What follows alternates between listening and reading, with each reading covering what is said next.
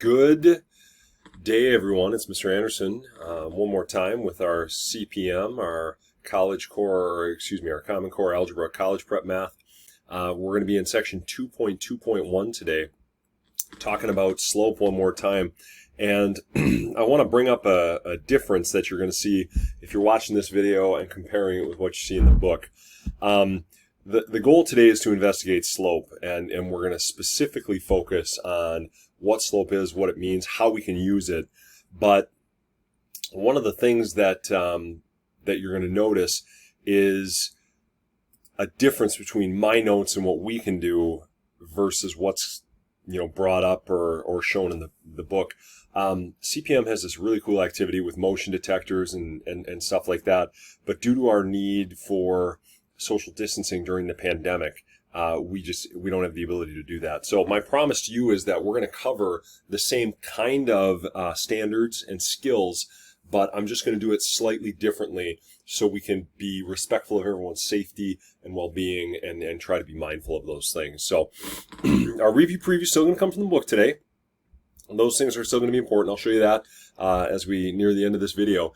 But the stuff that I have here is not going to be in the the textbook. So I kind of said what I meant there, so check that out and let me know if you have questions. But here we go. One of the hardest things for kids to do in math, we have this big idea of slope.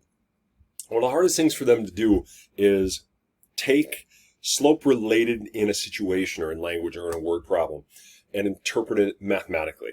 It's not just hard at your level in algebra. It's hard at my level when I'm dealing with some problem, when I'm dealing with writing problems, when I'm dealing with problems in more difficult math. It's not easy. So what I'm saying is that the difficulties and struggles you're having, you're not alone, okay? But it doesn't mean we don't try these things. It doesn't mean we stop and give up. It just means we have to be more diligent maybe in our pursuit. Because like I said, slope is one of the biggest ideas in math. It comes up in nonlinear, right? What we're in right now. You're going to talk about it again in geometry. You're going to get it in Algebra 2. If you go past Algebra 2 into pre-calculus and calculus, you're going to be dealing with slope a ton. So a good foundation for slope right now is going to be a very, very important thing. Here we go. I'm going to ask you to put yourself in this situation. And the situation is right here. Your math teacher starts at his or her classroom and leaves for lunch walking toward the lunchroom at a steady speed of 4 feet per second. Now, that's not a very complicated thing to imagine. Okay? Mr. Anderson leaves his room, walks out down the hall, walks at a rate of 4 feet per second. There's some stuff happening here, though, that we really have to consider. That speed, that rate, that steady, constant speed, that is going to be our slope here. And we write slope differently in a situation like this, where we can write it as, in this particular case, that rate is going to be a distance per time. Now, we don't call it distance per time because that really sounds weird, but you definitely dealt with a distance per time, or you have dealt with a distance per time before in your life in maybe something as simple as miles per hour. The one that we have here is going to be, and I'm going to just drag this down, zoom in here. The one that we have here is, we're told Mr. Anderson walks 4 feet, or your teacher, not necessarily Mr. Anderson, 4 feet per, did it say 1 second? Yeah, 4 feet per 1 second. Now, we still don't even though this is 100% accurate, we still don't often write slope this way, especially when it's a nice unit rate like this, when it's a nice whole number. You more often are going to see slope exactly like you see it right there, 4, and then what we would call is feet per second. But that's our slope. Now, the other thing that we need to go ahead and maybe take away from this problem is the starting value, okay? Because we have a slope, we need a starting value, and we're going to be able to model this with an equation. We're going to be able to model it graphically, and I'm going to do both of these things for you, and then we're going to make a comparison that maybe is pretty powerful. But because Mr. Anderson, or your math teacher, starts at his or her classroom, we're going to let the distance from the classroom be that starting value. So because Mr. Anderson or your math teacher starts there, we're going to let that y-intercept, that starting value, be 0. And you might say, well, how do I pull that out? Well, I'm looking at some key language right there.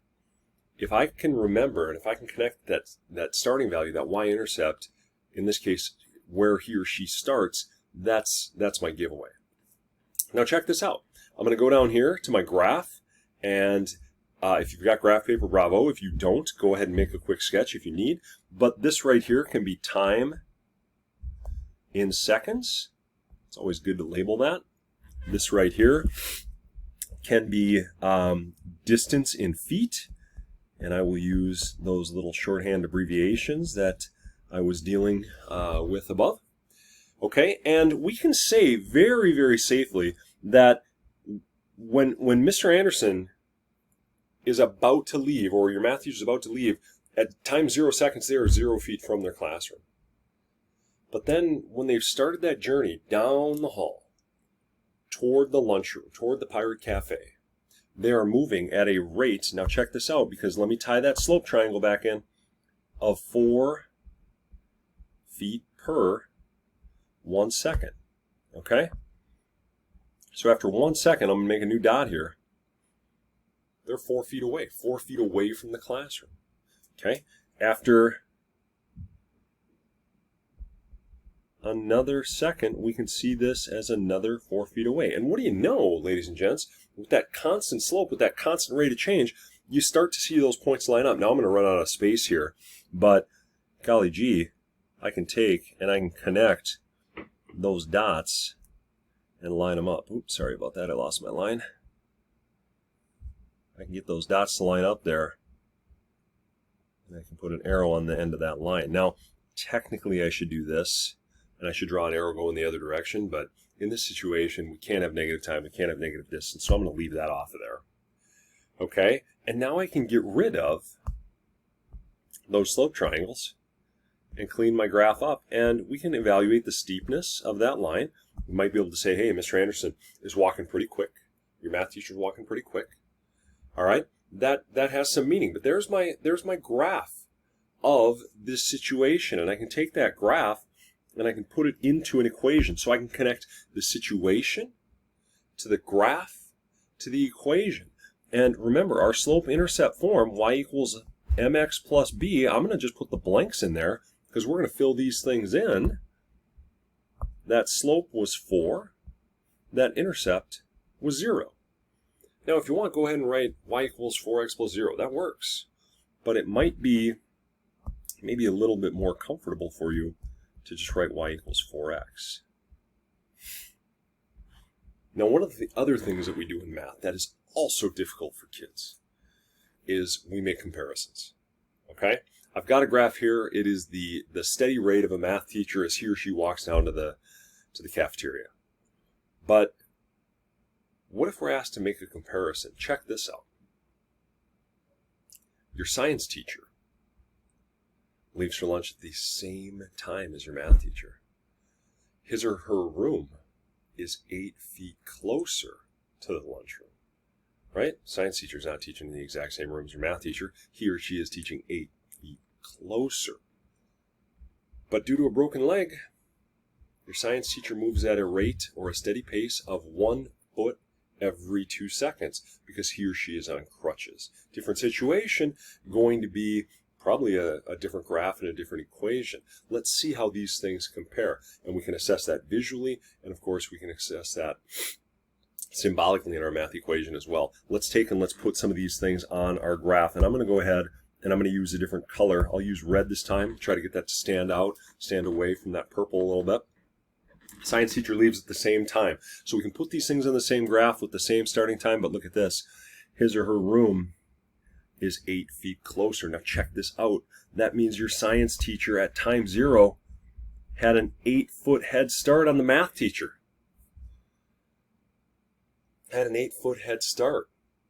It means they were up 8 on the math teacher when the bell rang and they started walking. Okay? Now, your science teacher, he or she, must have had a little bit of bad luck. They move at a rate of 1 foot, 1 foot every 2 seconds. Now there's that rate. If you drop the unit, I think you guys see a pretty nice slope there, a pretty manageable slope to graph. Okay, so from here, I can build in some slope triangles, and I can make a second point. I can build in another set of slope triangles and make a third point. And wouldn't you know, using that constant rate, I can see that line take shape. Okay? Now we can make that visual comparison on the graph. It's easier for me to see. Maybe I didn't necessarily understand how significant it was after reading the situations, but it's easier for me to see now who is moving more quickly. And in fact, how much more quickly are they moving? Right? I can see that that purple line is a lot steeper than that red line. The math teacher is moving far more quickly than the science teacher. And obviously, the physical limitation of the science teacher with the broken leg, of course, is playing a role there. Okay, but I can see that on my graph, right? I've got the very, very steep purple line and the far less steep red line. Check it out. Both of those things are moving up from left to right. That means they're both positive. Keep that in mind. The other thing that I'm going to try to get you thinking about here is this thing right here. I'm not going to talk about it in this video, but we're going to need that. What is that? What does that mean right there? That thing that I just highlighted. All right? Pause the video. Make a note, because I promise you it's going to be important. We're also, in addition to being asked to graph this, can we model this with an equation? And the answer is absolutely. I'm going to do this the exact same way. Y equals blank x plus blank. There you go. Race ahead. Fill out the blanks if you need to in front of me. But I can put in that slope, 1/2. And I can put in that intercept or that starting value. And now I can make that comparison in equation form as well. All right, so to help you make some of these connections in the web, we've got the situation written here in italics. We've got the graphical representation here. And now, of course, we've got the equation representation. Ladies and gentlemen, your review preview is going to be 48 to 51. One more time, I am going to ask you to make a couple of graphs. Actually, I think it's just one here. And go ahead and do that on line notebook paper and making a sketch if, of course, you don't have any graph paper. Folks, thanks for watching.